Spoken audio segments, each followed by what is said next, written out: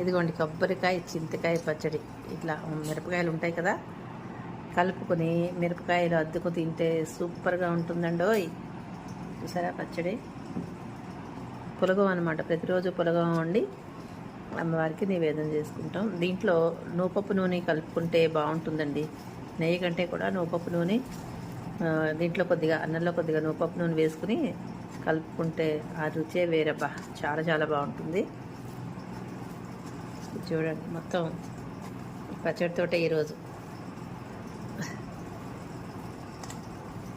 ఎలా ఉందో చెప్తాను మీకు నేను, మరి చెప్పాలి కదా.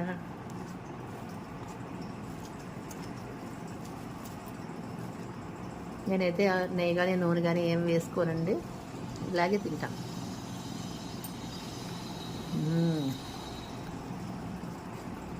సూపర్ అండి, చాలా బాగుంది. పర్ఫెక్ట్గా సరిపోయినాయి అనమాట. ఎంత బాగుందో అబ్బా.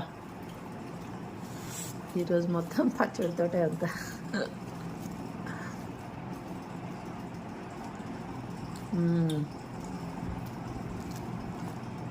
ఇలా మిరపకాయ కొరుక్కుంటే అద్భుత.